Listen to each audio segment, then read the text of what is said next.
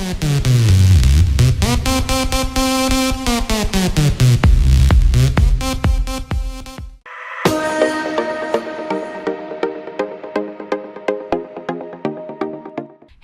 kabante, nandito tayo sa segment ng Tambayan ng Tsika Tonite kung saan ay pag-uusapan natin ng mga chikang nega.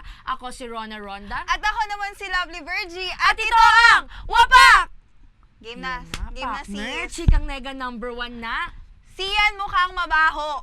Ito yung dahil sa karakter niya, di ba? Syempre yung Pinortray niya yung character niya dun sa movie nila. Tsaka sabi nila, parang goodbye boy next door na ba Oo. yung datingan ngayon ni Sian Lim. Kasi sabi nila parang, bakit parang mukha daw siyang mabaho, mukhang marungis dun sa look niya, di ba? Pero may mga nagsasabi rin na, kaya niya ginawa yan kasi talagang pinoportray niya kung ano yung character niya. As in, makikita mo na dedicated siya dun mismo sa character niya. Yes. Talagang, kung ang sinasabi man nila na mabaho, madungis, 'di ba? Parang deadma, 'di ba? Oo, Kasi nasa kanya kumpara naman sa yun role, kasi meron nga diyan ibang mga artista na kung ang role mo sinabi magpakalbo ka, talagang nagpapakalbo, 'di ba? So, kahit na mukhang mabaho, pero hindi, ang pogi niya pa din. Nag-iba lang talaga yung aura niya, yung dating niya, parang mas nag-matured siya kumpara dun sa parang mga bebe look niya. Parang at saka baby face, choice diba? niya yun na baguhin yung look niya, diba? Sa kanya yun, Beshme. Ayan na. Chikang nega number 2. JK binanata ng mga basher. Kasi ito naman, interview. Yung sa friendly natin, di ba? Kasama natin, dun mismo yun sa Abante, di ba? So, nag-trending yun as of now, 1 million views na yun. Bongga. Di ba? Ayun yung nanggagalaiti. Sabi niya, ito ba yung newspaper? Tapos, sabi niya, bina-blind item daw siya. Then, tsaka cursing.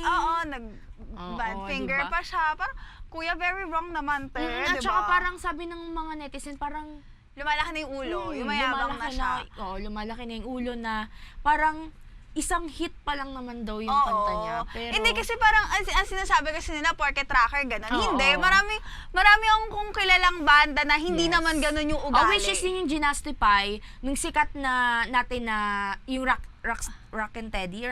Si Rocksteady, Rocksteady. Yun yung ginastify mismo ni Teddy na porket rockstar ka, parang okay lang yung ganong attitude. Hindi. Kasi parang yung maangas. Oo, girl. So, ayan na. Chikang nega number 3. Gladys Guevara na biktima ng basag kotse gang. Uso pa rin pala siya hanggang ngayon, Iyak-iyak si Mamshi. Kasi yung kanyang sasakyan na Ford Explorer, buti na lang matibay. Diba? Ford yun, Ford yun, Ford. Hindi natin afford. Hindi natin afford. Tapos buti na lang matibay kasi hindi daw maibaba yung salamin. Binasag pero hindi maibaba. Mabuti na lang at walang nakuha dun sa sasakyan niya. Pero nagpa-blatter na siya. So yun ang importante. At least safe alam siya. Na niya. At saka alam na niya next time kung saan niya ipapark. Kung saan niya ipapark. Kasi niya itatago yung sasakyan niya. At saka ito pa, riding in tandem, may babae pang kasama at lalaki. Yun yung nakakaloka doon. Pero ang sabi kasi, kilala daw siya ng mga polis. Kilala daw nung riding in tandem. Parang ano na yun, talagang tirador na yung dalawang yun daw doon sa area na yun. Lagot kayo, guys. So, ayan na. Ito ng chikang nega number 4. Ito nakakalungkot na balita. Chocolate pumanaw na. Ang sabi kasi cardiac arrest. Cardiac arrest. Pero sabi nga ng tita ko, parang nakakasabayan niya si Chocolate na magpa-confine sa Capitol. So, ayun, hika siya.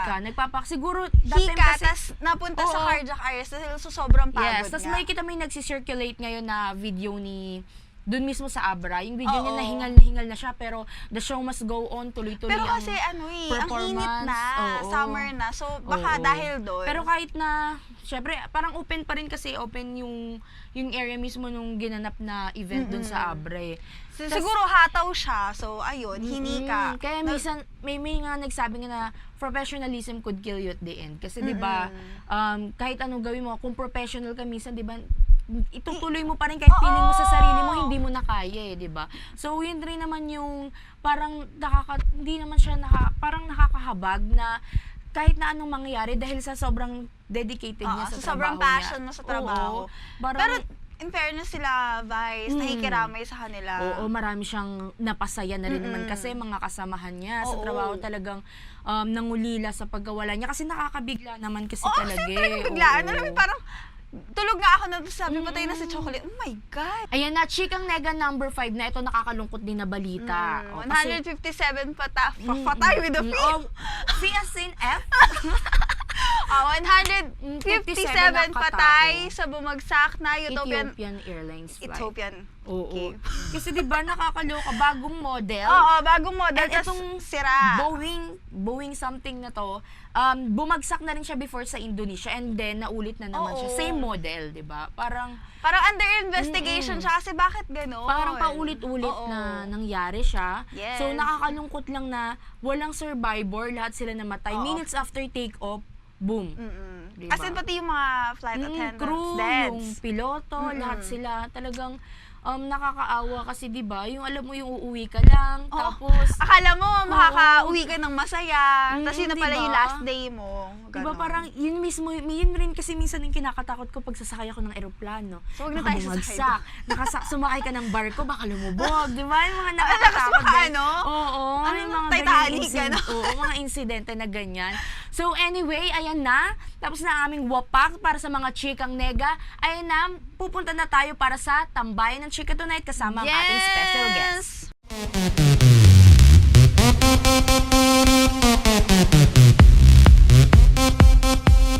Good evening everyone. No, this is not the Alwin Ignacio Show. Ito po rin po ang Tambayan ng Tsika Tonite and we have a very very special and distinguished guest. But before we talk to him, gusto ko muna pasalamatan ang Sir Warren of Cut Incarnation Group of Salon, ang ating creative artist today, si Jigs Reyes. Salamat rin po sa Gatchalian Lechon, located at EDSA, Corner Mayon Street, Mandaluyong City. You can contact them at 660-7788, 660-0011. Ang kanilang mobile numbers ay 0949-994-3180 at of course at sa 0923-724-6700. And yes, bibigyan rin po natin ng copy ang ating special guest, ang Celebrity Raider. This is the hottest selling showbiz magazine nowadays. Mabibili nyo sa Times Plaza Building, sa Book Sale, Robinson's Highway, SM Sukat, Landmark Makati, Rustan's Tomas Morato, Fully Booked, Total Bonjour, and Paper World. For more information, please contact Celebrity Raiders Facebook page. And now, ang ating distinguished gentleman this afternoon, he was previously a senator during the terms of President Fidel Valdez Ramos, President Gloria Macapagal Arroyo, President Joseph Estrada, and President Noynoy Aquino, the one, the only, Mr. Sergio Osmeña. Hi, Serge. Good afternoon. Please all hold to your mic. So, first question. Gusto ko lang malaman, people know about you because of your incarceration during the time of the late President Ferdinand Marcos. Anong aral ang nakuha mo sa incarceration na yun with that experience? Ano? What were the lessons you took home because of that experience? You learned a lot of patience. How was it like then? It's very boring. Very boring. And how did you keep your mind active and your body busy, knowing that kind of situation? I read the whole time. I just read. You were reading? Yeah, wala ka naman makwento dun. Ang kwento ko lang yung roommate ko eh. Yung roommate, which was Henny. Yeah. So, did you have, paano ba nangyari yung experience na yun? How did it come about? Kasi sa marami sa amin, hindi alam kung paano talaga nagsimula yung... Well, my father and Marcos were political enemies. So. Okay. And so when my father was abroad, when martial law was declared and he didn't come back, they picked me up after 2 months. After 2 months lang. And they picked up Henny and they picked up several of our people. And then they wouldn't charge me with anything. So I was not allowed to see a lawyer. I was not allowed to, I was not given a charge sheet and I was not brought to court. Okay. You were just inside the prison. Nakatiwangwang lang kami doon. How young were you then? I was 28 years old. You were 28 years old. Parang at the peak of your life. Very young life. At 28, what was running through your head when all of these things were happening? Well, I said, this is, today I'm 1 day closer to freedom. So whatever day that freedom will come, I'm still 1 day closer to it. So you survived the whole incarcerating thing. 5 years. 5 years. Yeah. Within that 5 years, did it make you closer with God, with Henny, with your family? Oh yes. How did it change you as a young man of 28? Well, I became more serious, and I thought that, if I got out, I'm going to make sure that this damn thing doesn't happen again. So that is the long and the short of it. Okay. So have you forgiven the Marcoses? Yeah, I've forgiven them for what they did to me, but I will not forgive them for what they did to the Filipino people. Okay. That's great news to hear. So, ginawang movie, yung pelikula mo, Yes, Escapo. How yes. did you feel na it was Richard Gomez portraying you? Well, I thought I was better looking than him. So Totoo naman. no, I like to tell people that there were three things about the movie that were not accurate. Everything else was Mas accurate. accurate. Which, The first thing was that I never fought with Henny, but medyo boring yung eksena. So sinabi ng director nyo. Who's your director namin, then? si Chito Ronyo. Okay. Chito Ronyo, boss, paawayan ko lang nung kayo ni Henny Henny. dito kasi napaka-boring ito eksena na ito. O, sige, sabi ko, that's the first one. The second one was when we actually escaped, they were firing at the car.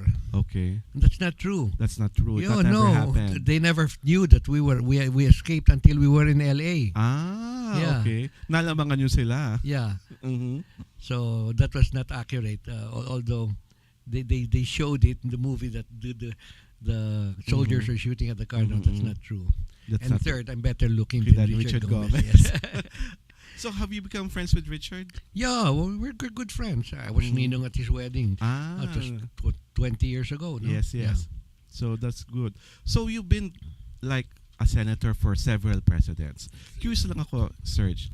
Pakidescribe mo nga sa amin, how do you find President Fidel Valdez Ramos? Kamusta siya as a person? Hindi as He's a okay. president, ha? No, he's okay as a person. He's very, very, very friendly, very mabait. Mabait siya, yeah. President GMA.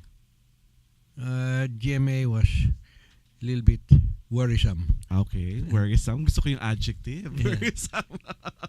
Yeah. President Erap. Erap was very friendly, very, very friendly. And Except that, he was doing all sorts of things that were not good. That's why he got kicked out. But okay. but other than that, he's a very friendly Friend person. guy. Si Noy Noy. Noy Noy is aloof. Yeah, he's aloof. Aloof. Yeah. Yun talaga ang description sa kanya. Curious lang ako, when you were like binatang-binata pa, paano ang buhay ni Sergio Osmeña prior to the incarceration? Paano? Oo, how was your life then? Yung Nothing. I was just an ordinary gentleman? gentleman. I was farming in Cebu and Negros. Mhm. And nothing extraordinary. So that was the most extraordinary thing that happened. What? Yung incarceration. Oh yeah, of course it was extraordinary. It will always be extraordinary. So sa mga sa mga bata na who's not aware of that part of your history, what would you like to tell them about it? About my incarceration? This Well, made a better man out of you. Well, it made me a better person, no? And it taught me discipline, it taught me patience, and it taught me how to plan things properly. Okay. So, among other things, that's what it taught me. So your kids are not into politics. No. Is this a conscious effort on your part? Bakit? Well, I told my son, my son is the one who wants to get into politics, and he's now 30 years old. This is your eldest. Huh? This is your eldest. Yes. Okay. And I told him, because he wanted to join my campaign in 2007, 2010, 2016. And I said, do not join the campaign. You first concentrate on your work, on your business, on your profession. When I'm dead, and I'll be dead in 10 years, I think. Healthy ka eh. Yeah. I But don't I think said, that's- when I'm dead, and you are self-sustaining already, in other words, kaya mo na magpatakbo ng business, then okay, you can go ahead and join politics if you still have the calling then. But right now, I'm not going to teach you how to join it because you're going to be interested, and I don't like you to be interested. Okay. So, may privilege po ba ang pagiging Osmeña sa pagpasok sa politika? Well, all right. The family name, you see, there are three things that a politician must go through before the people will vote for him. Yes. The first one is, who is Serge? Mhm. Pag hindi ka kilala, di walang mangyayari sa'yo. Correct. Okay. So, magpapakilala ako. I'll go on TV, I'll go on radio. So, sasabihin nila, ayan pala si Serge. Courage. So, ang kanang Osmeña yan. Oo. Okay. Then the second thing is, but do I like Serge? Yes. Pag medyo mayabang, medyo bastos, wala ka na. Mhm. So, if they like you, they say, oh, simpatiko naman Simpatico. siya. Charming. Charming, etc. Okay, so that's the first First two. two. Do I know Serge. Serge? Do I like Serge? Why should I vote for For Serge? Serge.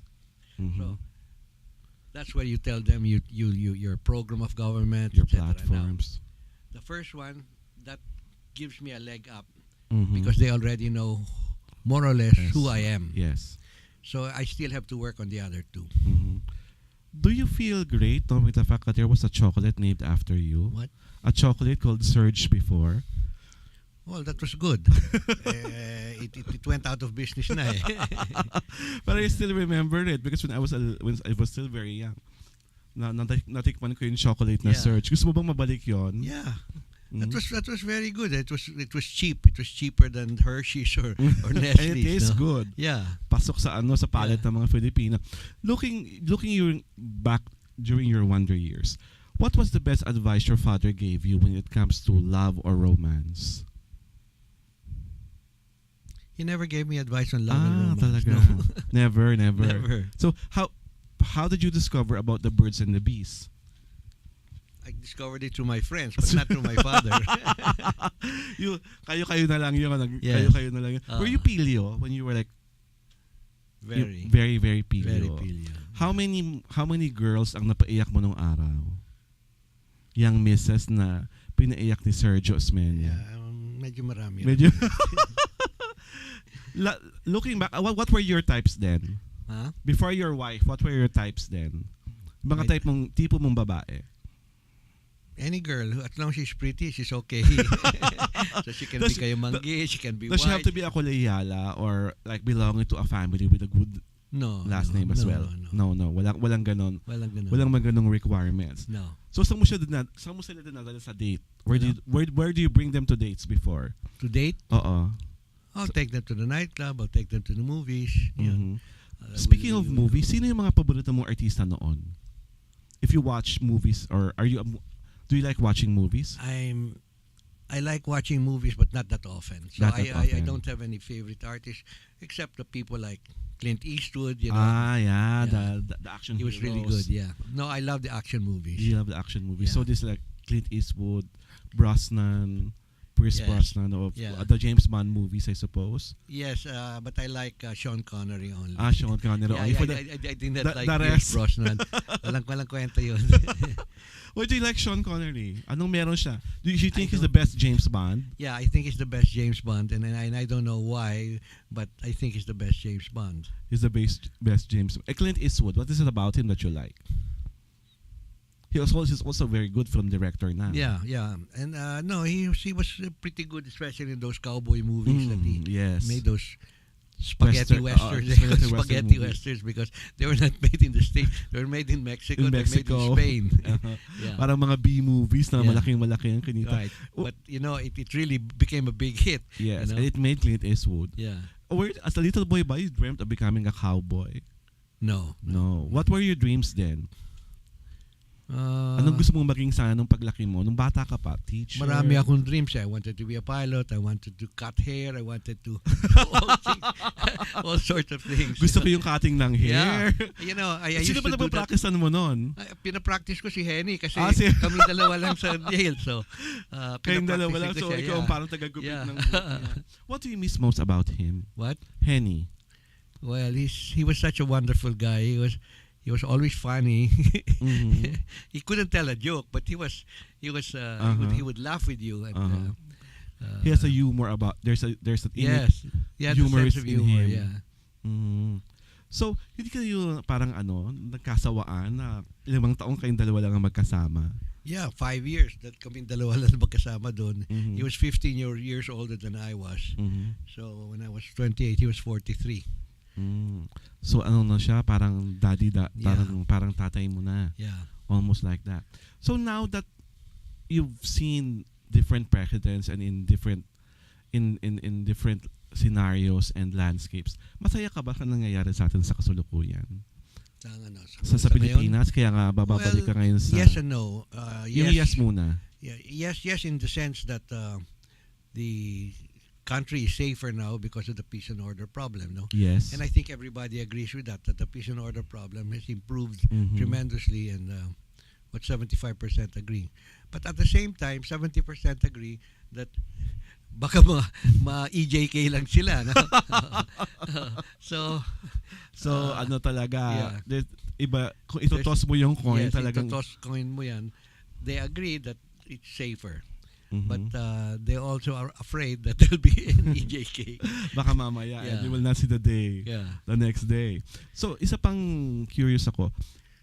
When you are running again, I suppose? Yes. Why so? Well, because I thought that the problems of the country were economic in nature, Mm-hmm. and I'm an economist. Yes. And so I said I can help with the problems of the country Mm-hmm. if I'm back in the Senate. So I decided to make a go of it. Mm-hmm. And how are you feeling right now that the campaign has started for the senatorial race? I feel good. I mean, it's a race. It's a really race for Uh-oh. me because theirs are at their end and we're down at the bottom. But Mm-hmm. I feel that we have a good chance. Okay.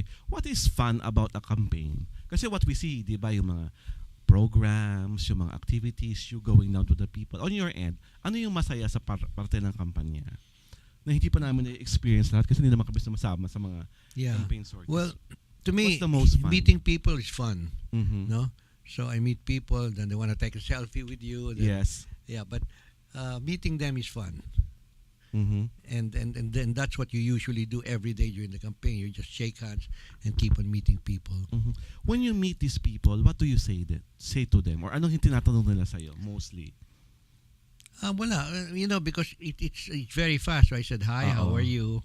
How are her things here, etc. And they'll tell me Mhm. sometimes their problem, but their problem is mostly local. Local talaga. Yeah. Local in nature, no? Yes. Mhm. They're not worried about the Securities Regulation Code or the General Banking Act. They don't know that. They you don't know. care about that, No. actually. Curious ako. Kasi maraming hindi talaga nakakaalam. Ano pa talaga trabaho ng senador? What do you really do? We do a lot of things, but you don't La- know about it because you're not interested in the first place. Mhm. So when I passed the Securities Regulation Code, nobody was interested except the businessmen and The business and community. the finance community. Yes. etc. When I passed the insurance code, nobody was interested except those who were in insurance. I Mhm. passed the General Banking Act. Nobody was interested Okay. except those who were dealing with banking. Mhm. So, but those are the type of bills we pass because we have to pass them. Mhm. No? Because they're urgent at Yes. kailangan talaga ng bansa Yeah. natin. So paano nyo na trickle down nyo sa masa na maunawaan nila itong mga batas na pinas nyo? Well, when As we senators. when we can pass bills that say redound to the benefit of the massa. For example, I also passed a bill that helps single mothers. Mhm. And I didn't know this before, but there are about 15 million single mothers in this country. About 50% of our kids are born to single mothers. Mhm. And I help them, and that's something because the town and the DSWD is supposed to get together Mhm. and help out the single mothers. They're supposed to give them test training. They're supposed to Mhm. give them milk, etc., etc. Okay. And then I also, I was the author of the Magna Carta for social workers, Mhm. but that's only for social workers. Then I also happen to be co-author and co-sponsor of the Clean Air Act, Mhm. Clean Water Act, Yes. the Solid Waste Management Okay. Act. So those are things that redound to their benefit, although they don't care about that Yes. because it doesn't affect them. Affect So what them. they care about is that, we passed the Magna Carta for senior citizens. Sen. Yan. For free education. Yeah. Yung mga bagay-bagay. Pero, do you feel, parang in a way, parang disappointed na these people, ang dami mo na palang napas na laws, tapos parang hindi sila aware about it? Well, yes, you are disappointed, but I mean, you have also to think from their point of view. Yes. Wala naman silang interest dyan eh. Oo. No? So, the interest in your bill is only if it affects them. Okay. If it doesn't affect them, or it doesn't affect them directly, Mhm. because many of these bills affect them indirectly, no? Mhm. But if it doesn't affect them directly, wala na silang Wala pakialam sa dyan. pakialam. Parang may perception kasi ang public na ang dami-dami naman batas, tapos ang gulo-gulo pa rin sa Pilipinas. Ano mo comment mo doon? Well, because the people do not implement the laws as they're supposed to Okay. be implemented. Mhm. So it's not the lawmakers that are at fault. It's the bureaucracy that is at fault. I see. So, may mga apo ka na. Huh? May mga apo ka na. You have Meron, dalawa. grandchildren. Dalawa. So, how do they call you? Lolo, Lolo. So, how old is the eldest apo? about 11. 11. And the And youngest 9, apo? 9. 9. Boy, girls? They're both girls. They're both girls. Anong pakiramdam mo may apong babae? Is Oh, it it's fun? very good. It's great, yeah. Mhm. But I don't see them too much because they're in San Francisco. They're in LA. Yeah. They're in the US. Yeah. But when they see you, they know you're their lolo. How do Yeah. they call you, lolo or Yeah, something like that. something like that? Are they malambing to you? Yes. Yeah. Diba? Are you a spoiler kind of lolo? Hindi naman. I spoil them, yeah. You spoil them, especially when you're there. What Yeah. do they usually ask for when you're there? Lolo, let's go to the mall. Buy us this. What do they ask you for? Candies. Candies. And games, video games. They don't like Barbie dolls. No. No, they don't like Barbie dolls. Sayang naman. Yeah, they're into More video games. Yeah. Mm. And ano yung sa tingin mo yung part of you na kahit papano namana nila? Ay, hindi ko pa alam. Hindi mo pa alam. Hindi ko pa alam. Kasi they're always away from Yeah. you. So ano ba yon? But you get to contact them most of the time, hindi naman. Not very often. No. Not very often. Okay, so now we have some very interesting questions in this fishbowl. They're like Miss Universe questions. You pick one, give it to me, and then you answer it to us. Okay.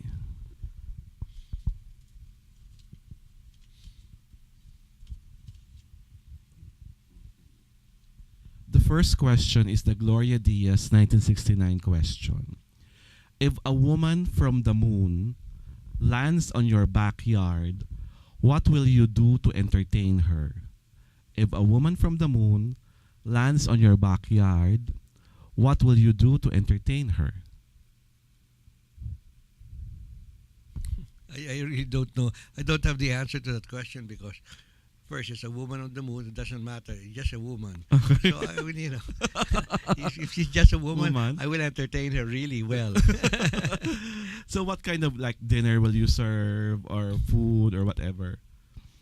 I'll ask her first what she wants to eat. No? Mm-hmm. Baka vegetarian siya, baka keto Do you know how to diet siya. cook? Huh? Do you know how to cook? I don't cook, but my wife cooks very well. So it's her, not me, that you should ask. Okay. Next question. Give it to me, please.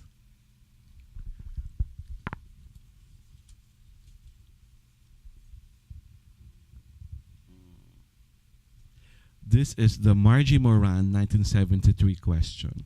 If you have $1 million, how will you spend it? If you have $1 $1 million, how will I spend it? How will you spend it? I wouldn't spend it really, I just save it. I just save it. Yeah. You wouldn't buy anything, or you just keep it in the bank?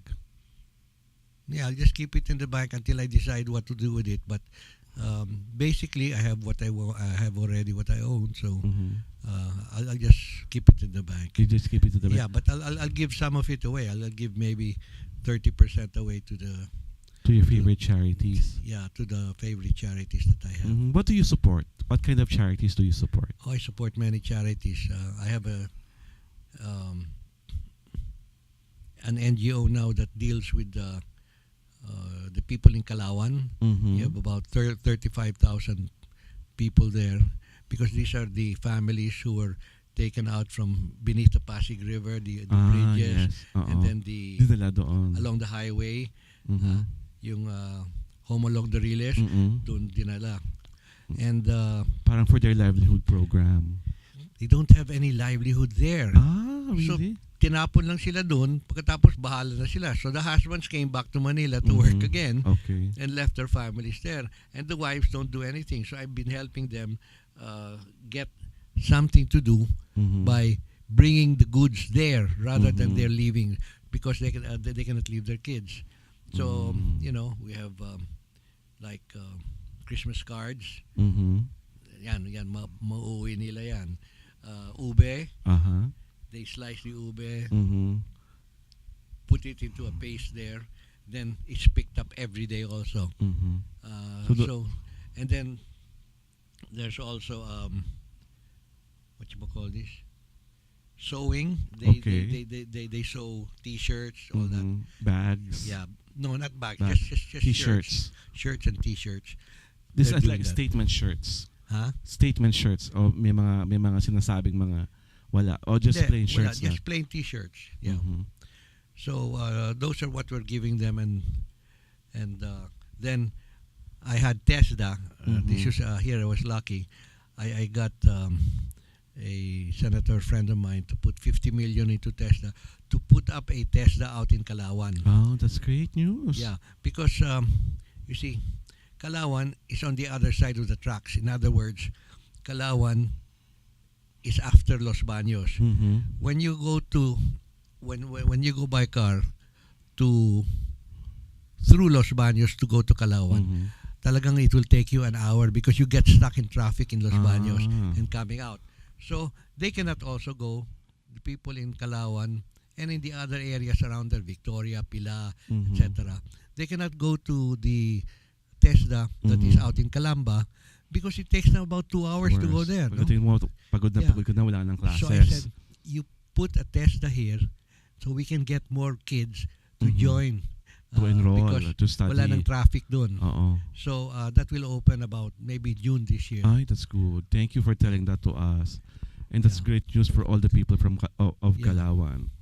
Diba? Not only Calauan, but already the nearby Los areas. Baños and Pila. So and what do they teach Victoria. there? Ano mga TESDA courses are available? There's many TESDA courses available, but I really would like them to go into, especially for the guys. Mhm. I want them to go into plumbing, Mhm. carpentry, ayan, Oo. all Saka- of those things. O sa ang laki ng demand ng work na yan sa abroad, alam ko. No, even here. Even there. Yeah, that's why I want them to do it, because right now we have the build program. Yes. Mhm. And we don't have enough workers. In other words, there are workers, but they're not qualified. You're not skilled. They're not skilled. So we have to give them at least some basic skills, Mhm. train them for 2 months to 6 months, so that they can already find work there. Mhm. That's why I said, these guys here in Calauan. Well, I'm sorry to say this, but Mhm. there hasn't been a house now that in Los Baños that has not been robbed. Kasi Yeah. hindi sila masyadong busy. Yes. So ayoko naman ganun. No? Oo. Well, thank you for telling us that that's the thing, because that's great news. At maraming tiyak taong matutuwa na TESDA is opening its Yeah. school very, very soon. Or, di ba? Mga Yeah. ilang months na lang. Yeah. Great. About Another 2 question. months, 3 months, yeah. Another question.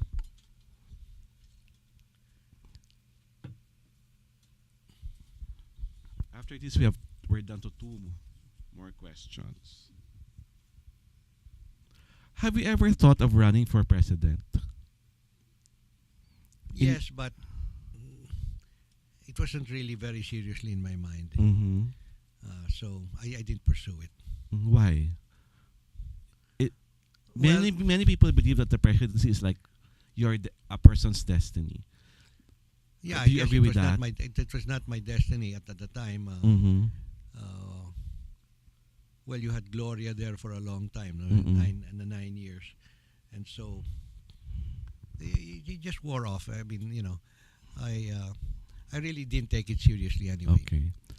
A follow-up question, no person. Sa tingin mo, in the nearest future, the Philippines is ready for a gay president? For a what? For a gay president. Will we ever be ready to have a gay president? Sure. Mhm. Why not? Mhm. Sa tingin mo, magkakaroon tayo ng political maturity na ganun? I think we're ready, but I mean, I don't know. You better ask the Catholic Church.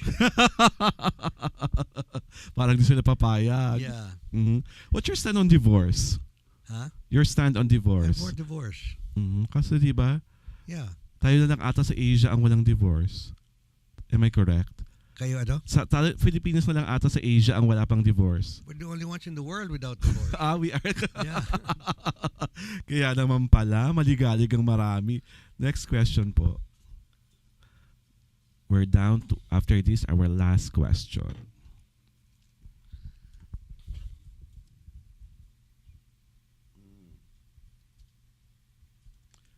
Kung pagkain ka, Serge, ano ka at bakit? If you were a dish, ano ka at bakit? I don't know. I've never thought about it that way. What's your favorite dish? Marami kong favorite. anong I like paborito- adobo, I like tapa, I like Mhm. longganisa, I like kare-kare.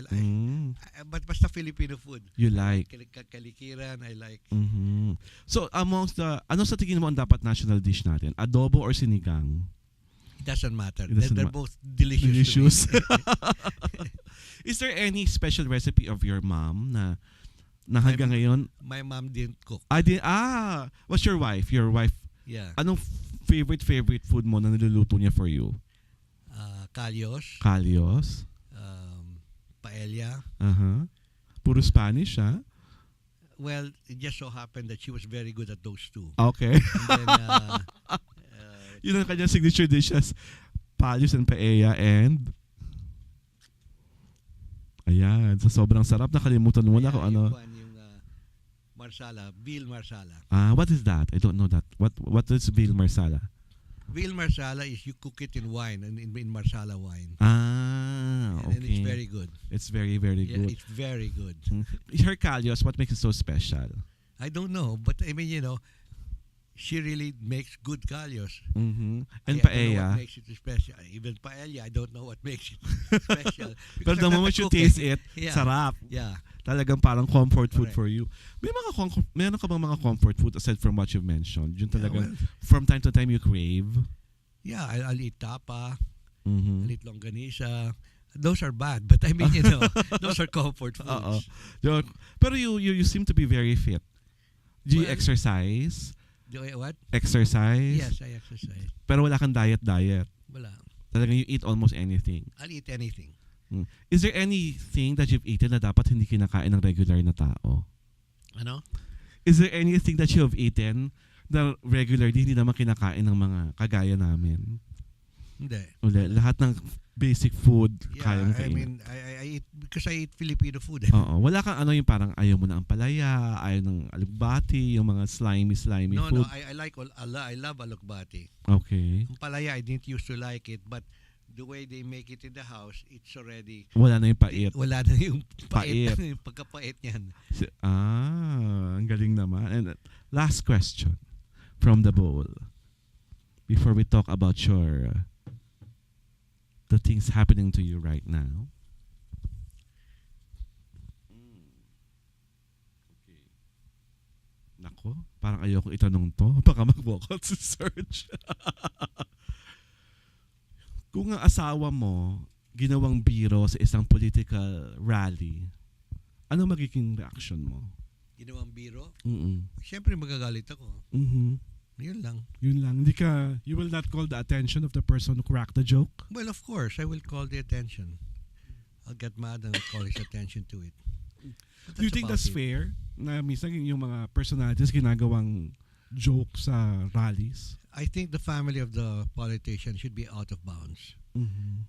So, Walang kwan yan. The kids and the wife, they should not be part of the A part of political, of the political agenda. yeah. Okay, now let's talk politics. So you are already running for a Senate seat. How are you feeling right now as far as this campaign is concerned? I'm feeling good. I mean, everything's hunky-dory, and I'm going out again on Monday, Tuesday, Wednesday, Thursday, Friday. So So why should we give our vote to you? what? Why should we give our vote to you? Bakit ikaw ang dapat namin i-shade pagdating ng election time? Well, okay.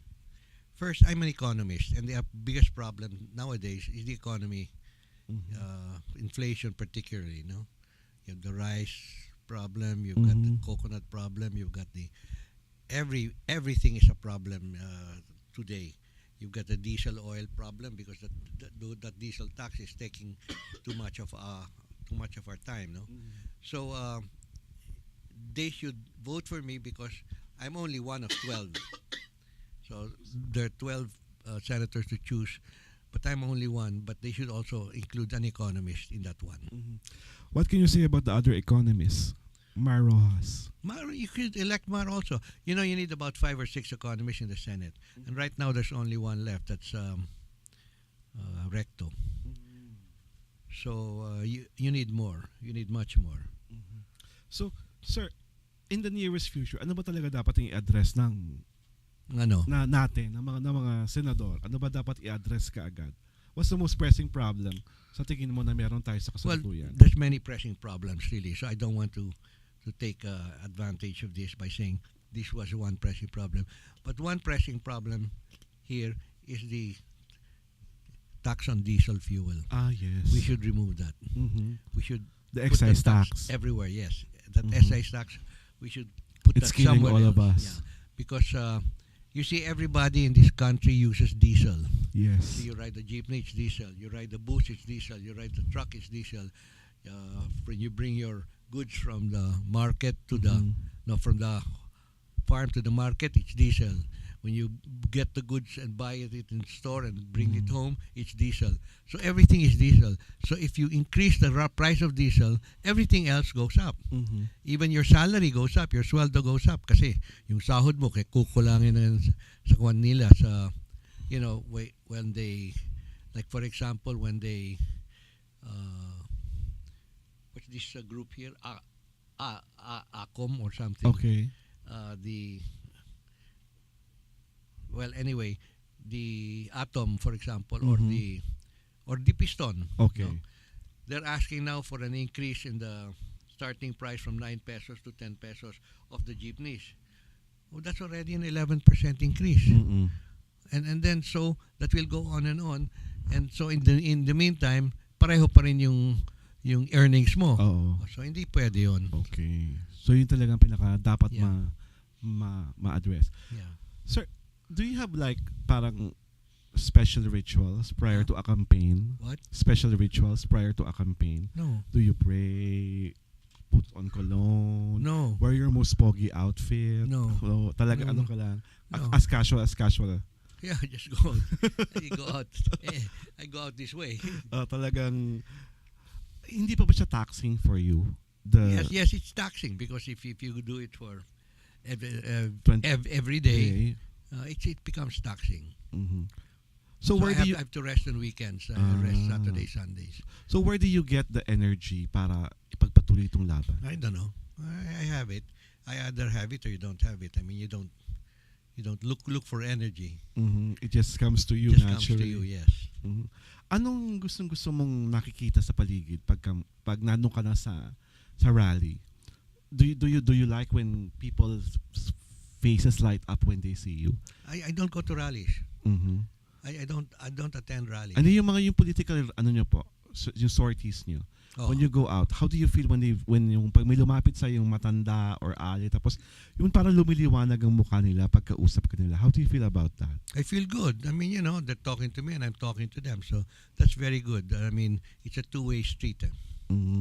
So yun talaga. So ngayon po na pukpuko na talaga yung sooner or later, sobrang pukpuko na ang laban.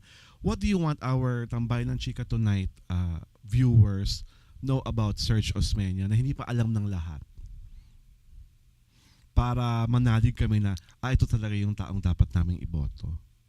I really What is inside your heart right now for the Filipino people? What do you want to tell it? Well, I don't want anybody left behind. I want everybody to make sure that everybody will come along with us when we succeed. So I'm always looking to helping those that need help most. Because naiiwanan sila eh. Naiiwan sa laylayan, parang ganun. So you want talagang to bring the people I want to bring them in because you cannot leave 30% of the people out there. You have to bring them in to bring up the standards of the country. So yes. If as my final question, if a young boy approaches you very very soon at sinabi po sa inyo, Sir Serge, paglaki ko po, gusto ko pong maging katulad nyo, what would you tell this boy? Well, I'll tell him, you have to like helping people. Because politics is helping people. And if you don't like helping people, don't join politics. Okay. So, Serge, where can they get in touch with you, or where can they read about you, or where can they seek you para matulungan kanila sa ginagawa mo sa kasalukuyan? Do you have a Facebook page, an Instagram page? Yes, I have a Facebook page. It's Sergio Osmeña Supporters. Okay. Instagram? Wala. Pa akong Twitter? Instagram. Wala pa akong Twitter. Where can they get in, where is your office na pwede na lang puntahan para baka may gustong tumulong sa iyong kampanya? Wala, sa bahay lang. Sa bahay lang. Ang galing-galing naman. So, before we But they can call me. I mean, you know. Before we say goodbye to everyone, Serge, your final message to the viewers of Tambayan and Tsika Tonite. Your camera is there. Yes, well, I would like to just say this, that under our watch, no one will be left behind. Nobody who is poor, who is downtrodden, who is sick, who is old will be left behind. We will help all of you, and we will help you to the best of our ability. Thank you very much, Senator Sergio Osmeña. Susunod ang Pak na Pak na Chika kasama si Rona Ronda at si Lovely Virgie. Thank you very much, Serge, and good afternoon, good evening.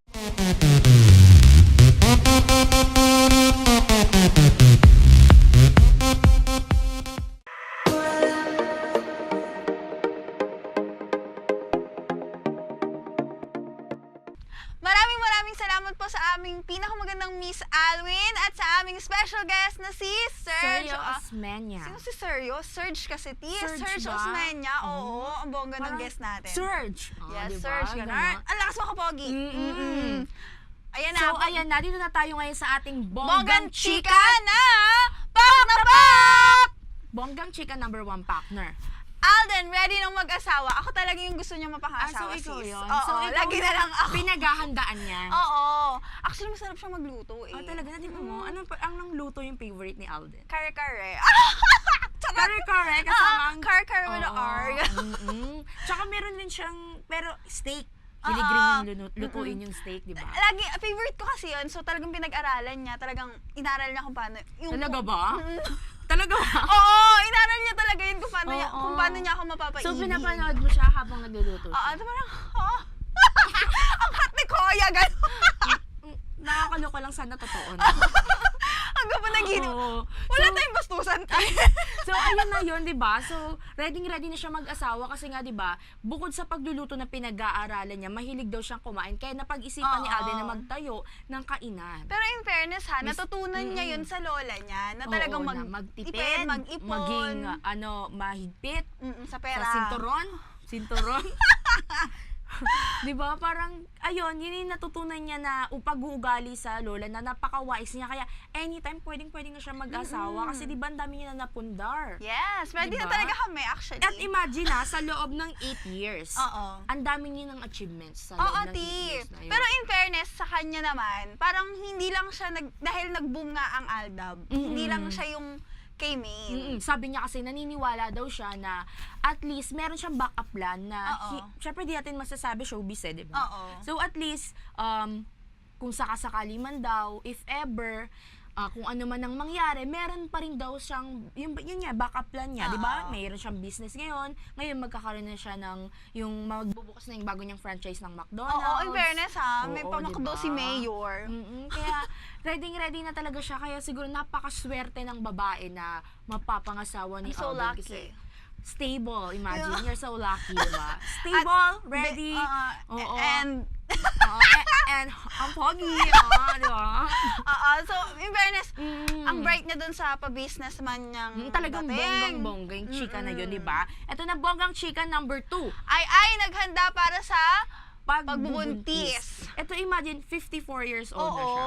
Pero nasa kanya naman yun. Oo. Siguro, nasa katawan niya yun kung kaya niya pa talaga. Kasi meron na siya ngayon Tatlong anak, and then gusto niya kasi yung asawa niya ngayon na magkaroon sila ng another baby. Baby.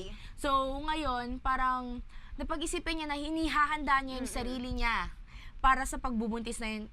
Inisip ko tuloy, kaya pa ba? Siguro, nung nagpa-check up siya, siguro kaya pa ng katawan niya. Kaya nga daw pumupunta daw siya ng gym 3 times a day. At saka diba, sabi niya naman na parang siya naman yung mga anak. So, keber, diba? Diba? Kaya mo yan, ma'am. Pero if ever man daw na hindi kayanin, ay mag-undergo sila ng IVF treatment or yung in vitro fertilization. Yes. So, ayun yung egg cell niya na healthy.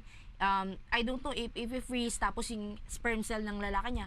Pero pwede sila, Anong boyfriend niya? ng asawa niya, yung sperm cell at saka sa egg cell, diba? Ayun, siguro kukuha na lang sila ng surrogate mother. Kaya lang, syempre mas okay rin na siya yung magbitbit. Siya yung Bukod dun sa mura, parang mas mura kasi syempre natural process pa yun. Iba pa rin yung feeling na siya talaga yung nagluwal na gano'n. Magluluwal ng So, bonggang chika rin yan kasi siguro yun ang isa sa dream ngayon ni Ai, yung magkaroon ng anak. Another baby. Ayan na! Napakabongga nitong chika na to. Nagli-live-in na kami ni James Reid. Nadine? Ikaw ba yan? Actually, Di ko alam Iba-iba po ako ng Naglilibin na kayo. At saka, may bathtub moment pala kayo. Kamusta naman yung pa-bathtub Actually, moment nakita niya? Diba? Yung malaking kawa na mainit, diba? Nakaganon pa ako, naka-underwater ako gano'n. Talagang hubot-hubad. Diba? Yummy yun, sis. Unforgettable moment. Gano'n. Fairness. So, ayun na, nagli-live-in na ngayon si Nadine at James at kinumpirma mismo yan ni James Reid Doon sa Gandang GGV. Gabi Vice. Bongga. Pero hindi siya tinanong ni Vice parang kusa na lang din siya umamin na. Because, we're living together. Diba? Yung mga ganon. It's her Kasi diba, sabi niya, hindi niya pa ba alam? Gumanon pa siya, diba? Tsaka parang nami-miss pa rin nila yung isa't isa kahit na magkasama sila everyday. Ngayon lang naman kasi nila naamin Pero before may rumors na talaga na nag-live-in na sila. So sa 3 years nila, yung sabi ni James Reid, parang napakabilis naman. Parang laging too bago. Fast. Na parang hindi nila akalain na 3 years na pala, parang ganun kabilis. At saka nami-miss pa rin nila yung isa't isa. Yun nga, kasi meron ibang nagkakasawaan, nawawala yung spark. Dadating din sa Uy, grabe ikaw. Ang bitter mo dyan. Hindi kasi baby ko yun. Ako talaga yung original na girlfriend. So, medyo bitter po ako. So, ayun nga, ganun nga yung nangyari, di ba? Parang ang sweet-sweet nila. Kasi parang nakakaingit goals, di ba? Relationship goals. Na magkasama na sila for 3 years, Since na nagli-live-in na sila. Siyempre may work, iba yung work, di ba? So ngayon, parang may time pa rin talaga na ganun pa rin, parang walang pagbabago. Na-miss pa rin talaga namin isa't isa. Okay. Talagang you claiming it, Yes! So ayun na. Sige na. Bonggang chika number 4! Ito yung 16 na taong nakulong, yung PA ni Sunshine Cruz, pinatawad na niya. So 16 years to yung sistensya niya, 16 years na namalagi sa kulungan. Pero sabi nga ni Sunshine, sino ba naman siya na hindi niya patawarin yan? Minsan katabi niya pa matulog, diba? Saka parang kapatid na daw yung turing niya. Siguro sa loob ng 16 na taon na yun, diba? Parang na yun, parang sapat na siguro yun para magsisi siya. Tsaka pinayuhan naman niya na magbago ka na. Tsaka parang do your best in your life. Do your parang best yung in your life. magbabago na nga daw siya. Siyempre siguro sa 16 years na yun, wala ka sa real world, nakakulong ka lang sa Tsaka everybody deserve a second chance. Yes. Yan. Kaya, yun lang. Kaya marami ring humanga kay Sunshine Cruz, diba? Sa sa kanyang ginawa puso. niya, sa pagpapatawad niya. Mahirap magpatawad ha, pero Lalo na in kung fairness, tiwala yung nasira, oo. diba? At tsaka parang ang laki nung nagawa rin ng PA before, pero pinatawad niya pa rin at the end of the day. Oo. Yes. Ayan na, ito nating bonggang chika number 5. Libro ni Nancy Binay mabenta! In fairness, sa bagay. Diba? Iba yung tono doon Oo. So, ayun, bongga yung libro niya with Senyora! Ayan, diba? May mga Lagi na tayo nagsasawin ba yan? may mga nagsasabi pa, diba na, parang mini-memes ni Senyora si Nancy Binay, and then ngayon, magkasama na sila sa book. Ano nga siya love and hate Oo, relationship. diba? So parang pak na pak yung yung kasi parang book. meldy rin kasi si Nancy, tapos si Senyora talagang yung Maldita, nakakatawa na ganon. maldita na talagang mababara ka Laitera, talaga. ganon. Oo, yung sarcasm at its finest, diba? Tapos ngayon, meron pa yung Actually, book kamukha mo two. nga si Senyora. Ay, talaga ba? Pwede. Posisyon. Ito mo talaga si Senyora. Oo. Oo. Tapos ayun nga, meron pa siyang baka posible pa na magkaroon ng Book book two. 2, Yes. diba? So, Parang gusto nakaka-proud kong lang. bilhin kasi alam mo yun, parang tayo yung TN, Nancy Binay. Oh, okay, ganon. Nancy Binay and Senyora. Senyora. Hindi kasi yung color natin, 'di ba? Oo. Like kapit gatas, ganun. Diba? Parang talaga magiging mabenta kasi yung parang nauuso na rin ngayon yung collab ng Oo. Hindi lang yan sa mga vlogs. Oo. Pati rin sa libro, meron na rin collab, collab, diba? diba? Bongga! Ayan Yan na, ating mga bonggang chika. Muli ako si Rona Ronda. At ako naman si Lovely Virgie at, At ito ito ang Pak na Pak!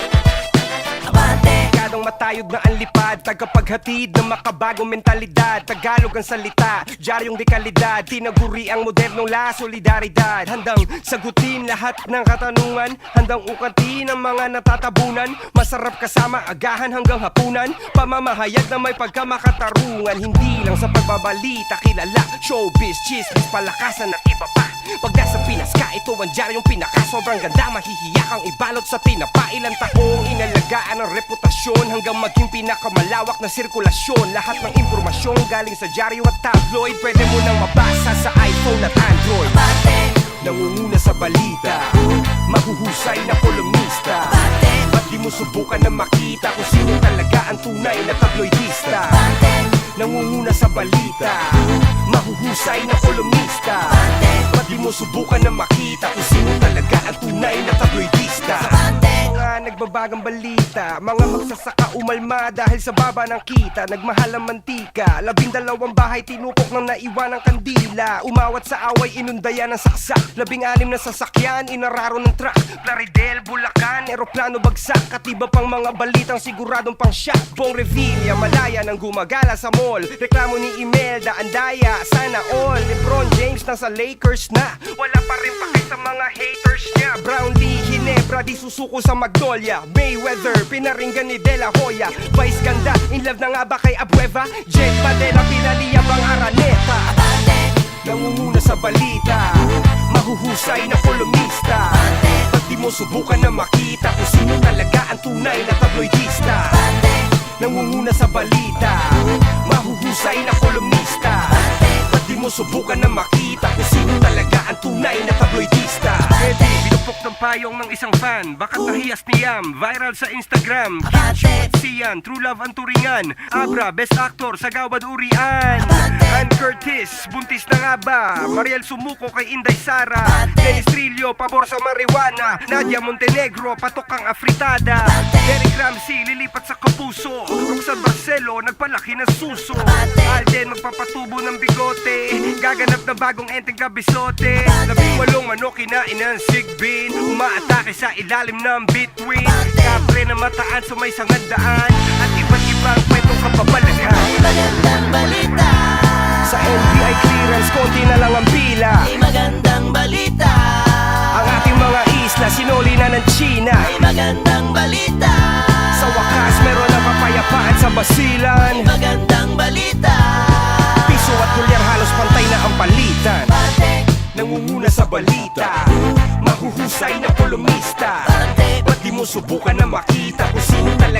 tunay na tabloidista, Abante, nangunguna sa balita, mahuhusay na kolumnista. abante, Ba't di mo subukan na makita kung sino talaga ang tunay na tabloidista? abante, Nangunguna sa balita, mahuhusay na kolumnista. abante, Ba't di mo subukan na makita kung